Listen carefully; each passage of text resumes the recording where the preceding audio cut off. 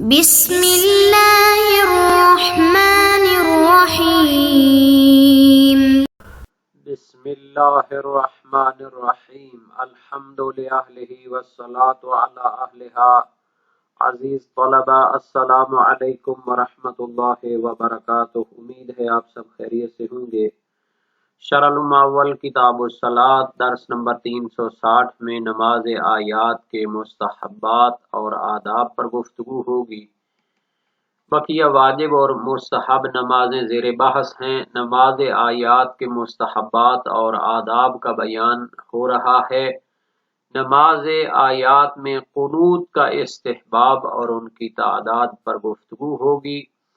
نماز آیات میں رکوع کی تکبیریں اور تسمیع یعنی سمع اللہ لمن حمدہ کہنے کا حکم ذکر ہوگا۔ متعلقہ فروعات کا بیان آنے والا ہے اور روایات اور احادیث کا تذکرہ بھی کیا جائے گا۔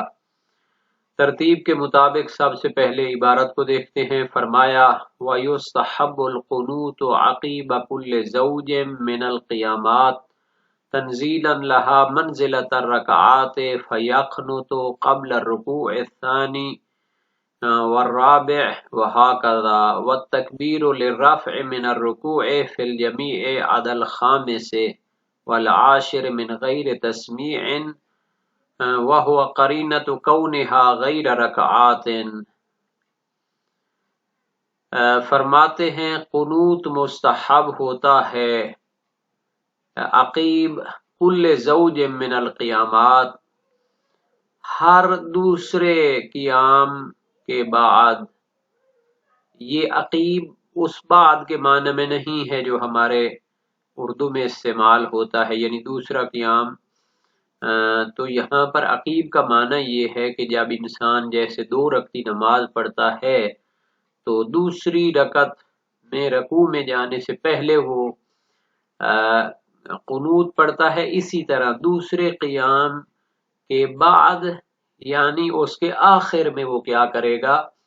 قنوت پڑھے گا۔ مستحب ہے۔ تنزیلا لہا منزلۃ الرکعات، اس کو نازل منزلہ قرار دیں گے رکعت کے، یعنی یہ جو اس کے رکوع ہوتے ہیں اور قیام ہوتے ہیں ہر ایک کو رکعت کی طرح سمجھا جائے گا۔ نازل منزلہ رکعت یعنی خود رکعت تو نہیں ہے، چونکہ 2 رکعت ہوتی ہے ٹوٹل اس نماز آیات کی، لیکن اس میں جو 10 رکوع ہیں تو اس ہر رکوع کے لیے جو قیام ہوتا ہے اس کو نازل منزلہ رکعت قرار دیتے ہیں، یعنی رکعت کی مانند اس کو قرار دیتے ہیں۔ تو پہلا جو قیام ہوگا اور اس کے بعد رکوع میں جائیں گے تو دوسرا جو قیام ہوگا اس کے آخر میں قنوت پڑھیں گے، جیسے 2 رکعتی نماز کے دوسرے رکعت میں قرات کے بعد کیا کیا جاتا ہے؟ قنوت پڑھا جاتا ہے۔ فَيَقْنُتُ قَبْلَ الرُّكُوعِ الثَّانِي، پس وہ دوسرے رکوع میں جانے سے پہلے قنوت پڑھے گا۔ وَالرَّابِعِ، اور چوتھے رکوع میں جانے سے پہلے قنوت پڑھے گا۔ چھٹے رکوع میں جانے سے پہلے وہ قنوت پڑھے گا۔ 8ویں اور 10ویں میں رکوع میں جانے سے پہلے قنوت پڑھے گا۔ اگر دقت کی جائے تو پہلی رکعت میں دوسرے رکوع سے پہلے اور چوتھے رکوع سے پہلے قنوت تو واضح ہے۔ اس کا معنی یہ ہے کہ 5ویں جو رکوع میں جانا ہے تو اس کے لیے قنوت نہیں ہوگا۔ پھر رکوع کے بعد سجدوں میں جائے گا، سجدے کے بعد پھر یہ جو دوسری رکعت کا پہلا رکوع ہوگا اس سے پہلے اس نے کیا کرنا ہے؟ قنوت پڑھنا ہے۔ کیوں؟ ایک جو قیام تھا، رکوع تھا 5واں، وہ تو پہلے رکعت میں گزر چکا ہے، تو گویا کہ دوسری رکعت کے پہلے قیام میں وہ کیا کرے گا؟ قنوت پڑھے گا۔ اسی طرح 8ویں رکوع سے پہلے وہ قنوت پڑھے گا تو وہ دوسری رکعت کا تیسرا قیام ہوگا، اور 10ویں رکوع سے پہلے وہ قنوت پڑھے گا، وہ دوسری رکعت کا 5واں رکوع ہوگا۔ تو تو یہ ہے قنوت کے استحباب کی بیان۔ والتکبیر للرفع من الرکوع فی الجمیع عدا الخامس والعاشر۔ پہلا مستحب تھا قنوت پڑھنا ہر دوسرے قیام کے آخر میں۔ نماز آیات میں دوسرا جو مستحب ہے وہ ہے تکبیر کہنا للرفع من الرکوع فی الجمیع، یعنی تمام رکوعوں سے جب وہ سر اٹھاتا ہے تو اس کے لیے تکبیر کہے۔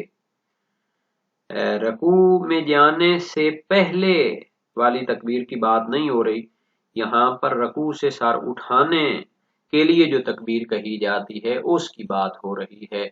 تو یہ مستحب ہے، تمام رکوع 10 کے 10 رکوع جب رکوع سے سر اٹھائے گا تو اللہ اکبر کہے گا للرفع من الرکوع عدا الخامس والعاشر، سوائے پنجم رکوع اور 10 رکوع جو ہے ان میں یہ تکبیر کہے گا من غیر تسمیع، بغیر سامع اللہ لمن حمد پڑھنے کے۔ تو یہ بھی ایک مستحب ہے نماز آیات میں۔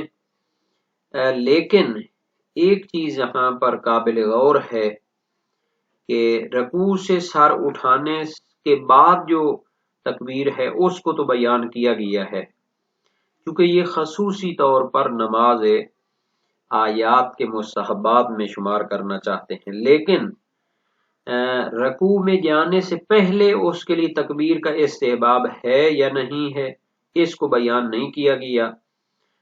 چونکہ دوسری نمازوں میں رکوع میں جانے سے پہلے کیا ہوتا ہے، تکبیر ہوتی ہے، تو اس میں بھی اس کا ہوگا استحباب، لیکن اس کو بیان نہیں کیا گیا۔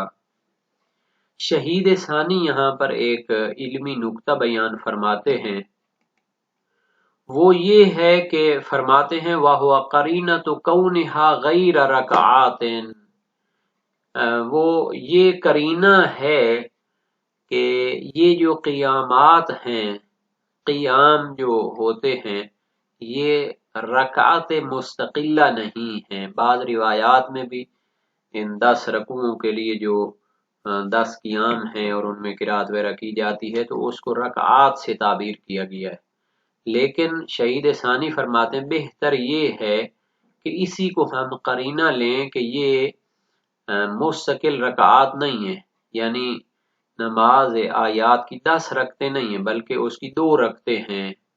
اسی لیے رکوع سے سر اٹھانے کے لیے تکبیر ہے، لیکن اس میں سمع اللہ لمن حمدہ کو قرار نہیں دیا گیا۔ اچھا، یہاں پر یہ جو غیر رکعات ہے اس میں نسخوں کا بھی اختلاف ہے۔ طبع حجری میں محشین نے اس پر روشنی ڈالی ہے اور مختلف شارحین نے اس پر اشارہ کیا ہے کہ بعض اوقات اسے 10 رکعات بھی غیر کی جگہ 10 آیا ہے، لیکن بعض نسخوں میں جیسا کہ اس نسخے میں غیر کا لفظ ہے، اور جناب شارح جو ہیں اور حاشیہ نگار ہیں شرح الامہ کے جمال خنساری، تو وہ فرماتے ہیں ظاہراً صحیح وہی غیر ہے۔ تو اصل بحث یہ تھی کہ آیا نماز آیات 2 رکعت ہے کہ مجموعاً 5 اس میں قیام ہیں، 5 رکوع ہیں اور 2 سجدے ہیں، تو ہر رکعت میں یعنی اس طرح ہوگا، تو 2 رکعتیں ٹوٹل اس کی، یا یہ 10 رکعتیں ہیں کہ ہر قیام کو ایک علیحدہ رکعت شمار کیا جائے۔ تو شہید ثانی کا بیان ہے کہ 2 رکعتیں ہیں ٹوٹل اس کی، اور اس کے جو قیام ہیں وہ رکوع نہیں ہیں، چونکہ نمازوں میں رکوع سے سر اٹھانے کے وقت سمع اللہ لمن حمدہ پڑھا جاتا ہے، نہ کہ تکبیر۔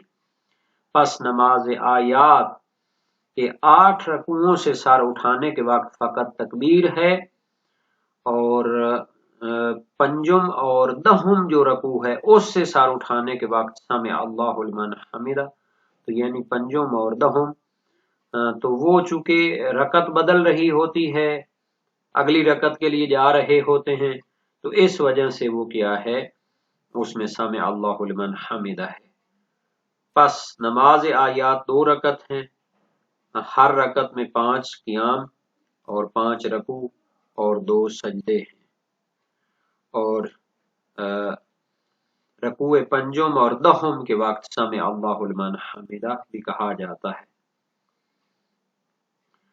شہید ثانی کی یہ کتاب ہے شرح نفلیہ اور روض الجنان فی شرح ارشاد الاذہان، اس میں انہوں نے ہر 2 قیام میں قنوت کو مستحب قرار ہونے کو بیان کیا ہے، اور اس میں ان دونوں کتابوں میں نسخہ عاشر کا ہے۔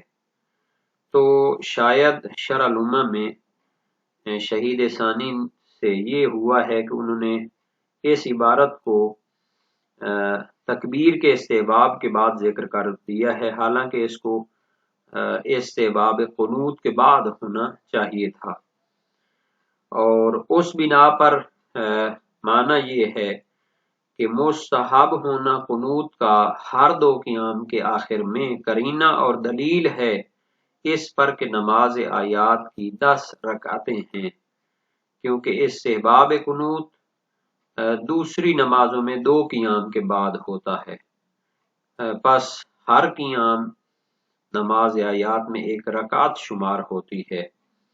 تو بہرحال اگر یہ نسخہ ثابت نہ بھی ہو عاشر کا، تو شہید ثانی کا قول ضرور ہے جو انہوں نے اپنی 2 کتابوں شرح نفلیہ اور کتاب روض الجنان فی شرح ارشاد الاذہان میں فرمایا ہے۔ اگر قنوتوں کو دیکھا جائے تو پھر یعنی نماز آیات کی 10 رکعتوں والا قول وہ بہتر سمجھ میں آتا ہے، چونکہ دوسری نمازوں میں ہر دوسری رکعت میں کیا ہوتا ہے، قنوت ہوتا ہے۔ لیکن اگر سمع اللہ لمن حمدہ کو دیکھا جائے تو پھر غیر والا نسخہ جو ہے وہ بہتر معلوم ہوتا ہے، چونکہ اس میں باقی جو قنوت یا قیام یا رکوع ہیں وہ مستقل رکعت نہیں ہیں، بلکہ سمع اللہ لمن حمدہ 5ویں رکوع اور 10ویں رکوع سے سر اٹھانے کے بعد کہا جاتا ہے، جو قرینہ ہے کہ یہ 2 رکھتے ہیں، باقی اس کا پڑھنے کا طریقہ ہے۔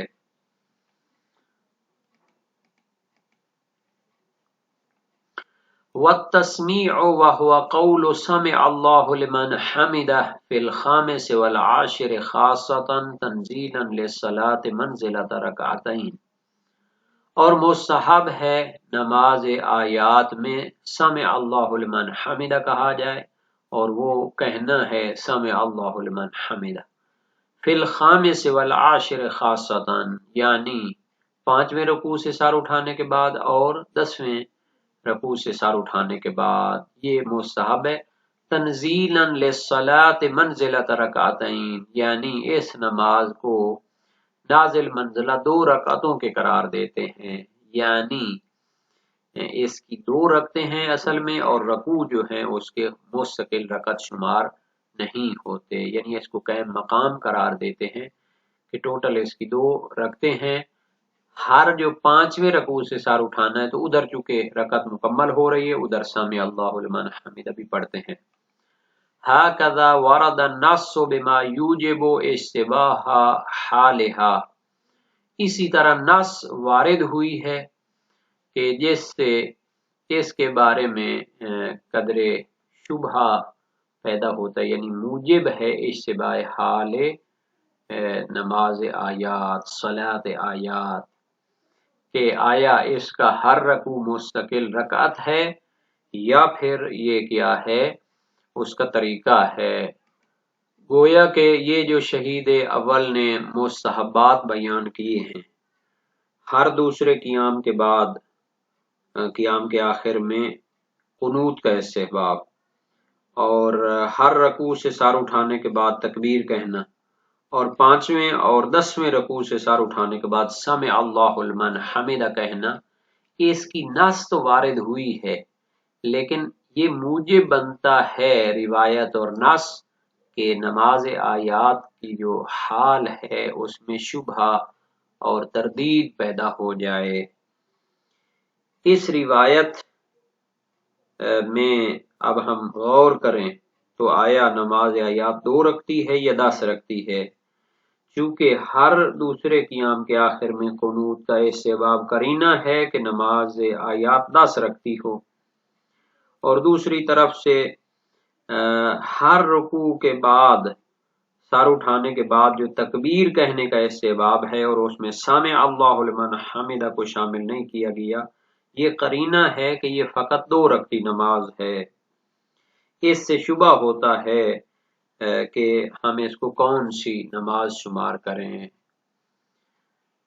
وَمِن ثم حصل الاشتباہ لو شک فی عددها نظرا الى انها ثنائیۃ او ازید، اسی وجہ سے اشتباہ حاصل ہوا ہے اگر وہ نماز آیات میں شک کرے، فی عددہا اس کے قیامات میں اور اس کے رکوعات میں اگر شک کرے تو پھر وہاں پر اشتباہ حاصل ہوتا ہے۔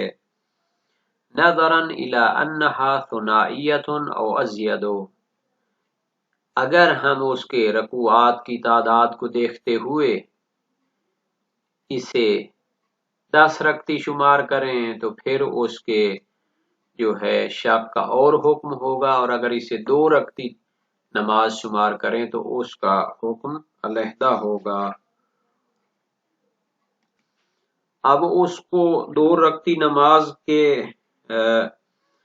شکوک پر عمل کرنا ہے یا 10 رکعتی نماز کے احکام شک پر عمل کرنا ہے، کیونکہ اگر نماز 2 رکعتی ہو اور اس کے رکوع دوسرے واجبات نماز کی طرح ہوں، نہ کہ ہر ایک مستقل رکعت ہوں، تو اس صورت میں اس کے رکوع میں شک نماز کے واجبات میں شک کی طرح ہوگا، اور اگر اس نماز کو 10 رکعتی شمار کریں پس جب کسی رکوع میں شک ہوگا تو وہ نماز کی رکعتوں میں شک ہوگا، ہر رکوع ایک رکعت شمار ہو رہا ہے۔ پس چونکہ معلوم نہیں ہے کہ یہ 2 رکعتی نماز ہے یا 10 رکعتی نماز ہے، تو ہمیں اس کے رکوع میں شک کے بارے میں شبہ ہوتا ہے۔ تو شہید ثانی نے اس میں کیا نظریہ اختیار کیا ہے؟ فرماتے ہیں وَالْأَقْوَى أَنَّهَا فِي ذَلِكَ ثُنَائِيَّةٌ وَأَنَّ الرُّكُوعَاتِ أَفْعَالٌ۔ شہید ثانی کے نزدیک قوی تر نظریہ یہ ہے کہ نماز آیات 2 رکعتی ہے اور اس کے جو رکوع ہیں وہ افعال نماز ہیں۔ فالشک فیہا فی محلہا یوجب فعلہا، پس اس کے بارے میں جو شک ہے اگر اس کا محل نہ گزرا ہو، یعنی اس کے بعد والے فعل کو شروع نہ کیا ہو، ابھی اس کا محل باقی ہو، تو یوجب فعلہا، اس کے بارے میں شک کرنا اگلے فعل میں شروع ہونے سے پہلے تو موجب ہوتا ہے کہ اس کو انجام دیا جائے۔ وفی عددہا یوجب البناء علی الاقل، اور جب ہمیں رکوعات کی تعداد میں شک ہو تو اس میں ہمیں کم پر بنا رکھنی چاہیے۔ وفی عدد الرکعات مبطل، اور جب ہمیں نماز آیات کی رکعات کی تعداد میں شک ہو تو اس سے نماز باطل ہو جائے گی، چونکہ 2 رکعتی نماز کی رکعت میں جب شک ہو جائے تو نماز باطل ہو جاتی ہے۔ پس شہید ثانی کا نظریہ یہ ہو گیا کہ نماز آیات شک کے مورد میں 2 رکعتی شمار ہوگی، اور اس کے جو رکوع ہیں ہر ایک علیحدہ مستقل رکعت نہیں ہے بلکہ یہ نماز کے واجبات ہیں۔ جس طرح بقیہ نمازوں میں اس کے واجبات میں شک ہو جائے تو پھر اسے انجام دینا چاہیے اگر بعد والے کام کو شروع نہ کیا ہو۔ تو اسی طرح اگر رکوع کے بارے میں شک ہو اور اگر بعد والا کام جو ہے قرات کو شروع نہ کیا ہو تو پھر اس رکوع کو انجام دینا چاہیے۔ اور اگر شک ہو رکوع کی تعداد میں، آیا 4 رکوع کیے ہیں یا 5، تو کم پر بنا رکھے، اور مثلا 4 اور 5 میں شک ہو تو 4 پر بنا رکھے اور ایک اور رکوع بھی انجام دے دے۔ جس طرح یومیہ نمازوں میں شک ہو جائے کہ ایک سجدہ کیا یا دو، تو پھر اس کو ایک سجدے پر بنا رکھتے ہیں اور دوسرا سجدہ بھی انجام دیتے ہیں۔ اور اگر شک ہو کہ کتنی رکعتیں انجام دی ہیں، ایک یا دو، تو نماز باطل ہوگی، چونکہ دو رکعتی نماز کی رکعتوں میں شک ہونا مبطل ہوتا ہے نماز کے لیے۔